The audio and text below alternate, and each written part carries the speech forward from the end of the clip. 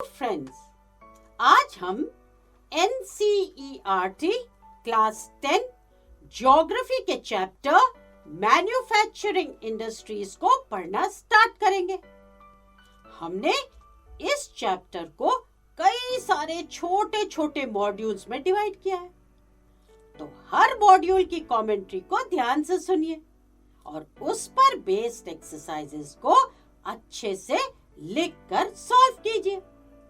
हम आपको अश्योर करते हैं कि इस तरह से आपको यह चैप्टर बहुत ही कम समय में अच्छे से याद हो जाएगा और इस पर बेस्ड किसी भी क्वेश्चन को आप आसानी से आंसर कर पाएंगे। तो आज हम करेंगे इस चैप्टर का फर्स्ट मॉड्यूल और इस चैप्टर में हम समझेंगे कि मैन्युफैक्चरिंग होता क्या है। तो चलते हैं और शुरू करते हैं हमारा आज का मॉड्यूल। सबसे पहले इस चैप्टर के नाम को देखते हैं, उसे समझते हैं, क्योंकि वो बहुत जरूरी है ना।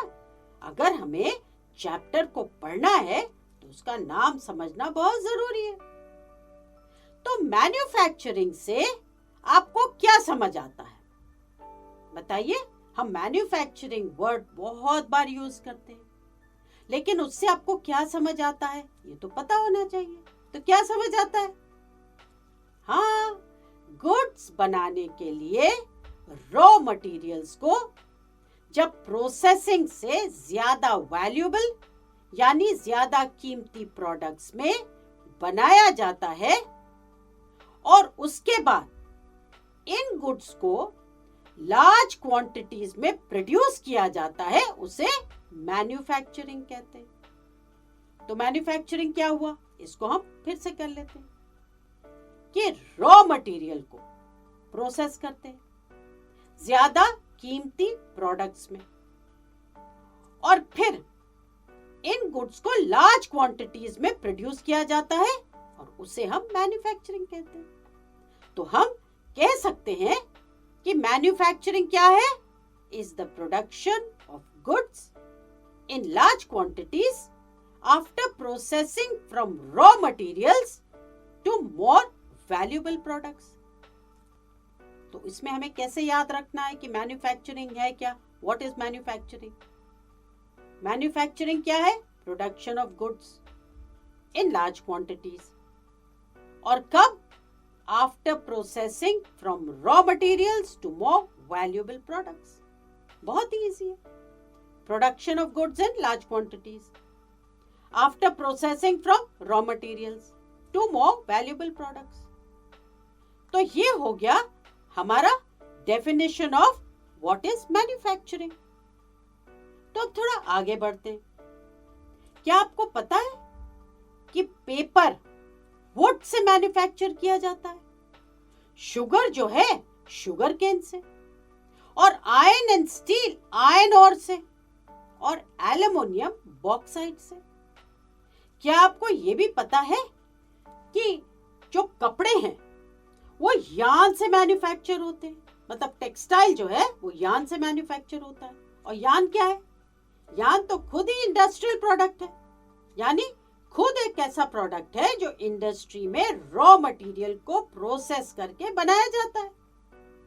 अब यहाँ पे हमें तीन टर्म्स को समझना बहुत नेसेसरी है before we start the lesson. अब ये तीन टर्म्स क्या है? तो पहला टर्म है प्राइमरी एक्टिविटीज, दूसरा है सेकेंडरी एक्टिविटीज और तीसरा है टर्शरी एक्टिविटीज। तो प्राइमरी एक्टिविटीज इन्वॉल्व करती हैं एक्सट्रैक्शन और production of raw material. Secondary activities involve करती हैं मैन्युफैक्चरिंग एंड कंस्ट्रक्शन और टर्शरी एक्टिविटीज प्रोवाइड करती हैं सर्विसेज। तो प्राइमरी एक्टिविटीज में क्या क्या हो सकता है जरा बताना? एक्सट्रैक्शन और प्रोडक्शन ऑफ रॉ मटेरियल। तो बताओ क्या क्या हो सकता है, एग्जाम्पल बताओ। यस, फार्मिंग हो गया, माइनिंग हो गया, ये सब हो गई हमारी प्राइमरी एक्टिविटीज, क्योंकि माइनिंग में हो गया एक्सट्रैक्शन और फार्मिंग में हो गया प्रोडक्शन। तो दोनों जो हैं वो रॉ मटेरियल से लिंक्ड है, क्योंकि एक्सट्रैक्शन जब हम करते हैं तो ओर निकालते हैं। जैसे आयरन बनाने के लिए हमें आयरन ओर चाहिए होता है, तो हम उसे माइनिंग से निकालते हैं, तो वो हो गया एक्सट्रैक्शन। और प्रोडक्शन हो गया एग्रीकल्चरल एक्टिविटीज की हम प्रोड्यूस कर रहे हैं। और ये चीजें जैसे आयरन और कोल, या हम कह सकते हैं एग्रीकल्चरल प्रोडक्ट्स जैसे कि व्हीट, राइस, ये सब, या कॉटन, ये सब रॉ मटेरियल होते हैं किसके लिए? इंडस्ट्रीज के लिए। तो इंडस्ट्रीज में जब वो जाता है रॉ मटेरियल तो वो प्रोसेस होता है। और यहां पे क्या होता है? यहां पे होती है सेकेंडरी एक्टिविटीज, क्योंकि रॉ मटेरियल गया मैन्युफैक्चरिंग के लिए, रॉ मटेरियल गया कंस्ट्रक्शन के लिए, तो ये सब हो गई सेकेंडरी एक्टिविटीज। और टर्शरी एक्टिविटीज होती है सर्विसेज, जैसे कि टीचिंग हो गई, बैंकिंग हो गया, ये सब हो गई हमारी टर्शरी एक्टिविटीज। तो ये बहुत अच्छे से समझना है so that we move ahead in the lesson. तो लोग जो सेकेंडरी एक्टिविटीज में एम्प्लॉयड होते हैं, यानी मैन्युफैक्चरिंग का काम करते हैं, वो प्राइमरी मटेरियल्स यानी रॉ मटेरियल को फिनिश्ड गुड्स में मैन्युफैक्चर करते हैं। तो सेकेंडरी एक्टिविटीज में लोग एम्प्लॉयड होते हैं, तो वो क्या करते हैं? वो मैन्युफैक्चरिंग का काम करते हैं। प्राइमरी मटेरियल मतलब रॉ मटेरियल को वो फिनिश्ड गुड्स में मैन्युफैक्चर करते हैं। तो इस कैटेगरी में कौन से लोग इंक्लूडेड होते हैं? वर्कर्स जो कि मैन्युफैक्चरिंग में इन्वॉल्व होते हैं, जैसे स्टील फैक्ट्रीज में, कार और टेक्सटाइल इंडस्ट्रीज में, या बेकरीज में काम करने वाले जो लोग हैं वो इस कैटेगरी में आते हैं। तो रॉ मटेरियल जो है वो आया मैन्युफैक्चरिंग इंडस्ट्रीज में, वहां लोगों ने काम करा, मैन्युफैक्चर हुई, बनी चीजें और फिर मार्केट में गई बिकने के लिए। तो ये हो गई सेकेंडरी एक्टिविटीज। प्राइमरी तो हमने कर ही लिया है कि एक्सट्रैक्शन और प्रोडक्शन से ये एसोसिएटेड होती है, माइनिंग एंड फार्मिंग। और सेकेंडरी एक्टिविटी हो गई वो जो मैन्युफैक्चरिंग में होती है, मतलब रॉ मटेरियल लिया और उसको फिनिश्ड गुड्स में मैन्युफैक्चर कर लिया। तो कुछ लोग सर्विसेज प्रोवाइड करने में भी एम्प्लॉयड होते हैं, जैसे कि हमने बताया था ना, टीचिंग हो गई, बैंकिंग हो गई, ये सब हो गई हमारी सर्विसेज। तो ये हो गई टर्शरी एक्टिविटीज। अब इस चैप्टर में हम मेनली उन मैन्युफैक्चरिंग इंडस्ट्रीज से कंसर्न है जो सेकेंडरी सेक्टर के अंडर में आती है, यानी उन मैन्युफैक्चरिंग इंडस्ट्रीज से कंसर्न है जो रॉ मटेरियल को फिनिश्ड गुड्स में मैन्युफैक्चर करती है। और यहाँ पे मैं एक और सवाल पूछना चाहती हूँ कि आपको क्या पता है कि एक कंट्री की इकोनॉमिक स्ट्रेंथ, यानी वो फाइनेंशियली कितना स्ट्रॉन्ग है, इसको मेजर कैसे करते हैं? पता है आपको? सोच के बताओ। हाँ, इसको मेजर किया जाता है कंट्री की मैन्युफैक्चरिंग इंडस्ट्रीज की डेवलपमेंट से, कि जितनी मैन्युफैक्चरिंग इंडस्ट्रीज किसी कंट्री में डेवलप्ड हैं वो इकोनॉमिकली स्ट्रॉन्ग है, और जहां मैन्युफैक्चरिंग इंडस्ट्रीज डेवलप नहीं है वो कंट्री इकोनॉमिकली स्ट्रॉन्ग नहीं है। तो एक कंट्री की इकोनॉमिक स्ट्रेंथ यानी वो फाइनेंशियली कितना स्ट्रॉन्ग है, इसको मेजर किया जाता है कंट्री की मैन्युफैक्चरिंग इंडस्ट्रीज के डेवलपमेंट से। तो अभी तक हमने क्या करा?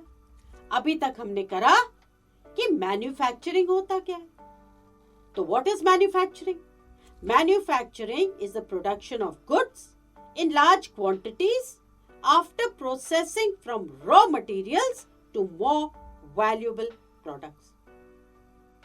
और फिर हमने समझा प्राइमरी, सेकेंडरी और टर्शरी एक्टिविटीज के बारे में। प्राइमरी एक्टिविटीज इन्वॉल्व करती हैं एक्सट्रैक्शन और प्रोडक्शन ऑफ रॉ मटेरियल, और सेकेंडरी एक्टिविटीज इन्वॉल्व करती हैं मैन्युफैक्चरिंग एंड कंस्ट्रक्शन, और टर्शरी एक्टिविटीज प्रोवाइड सर्विसेज। और फिर हमने ये भी समझा था कि वर्कर्स जो कि मैन्युफैक्चरिंग में इन्वॉल्व होते हैं, जैसे कि स्टील फैक्ट्रीज में, कार और टेक्सटाइल इंडस्ट्रीज में या बेकरीज में काम करते हैं, वो सेकेंडरी एक्टिविटीज की कैटेगरी में आते हैं।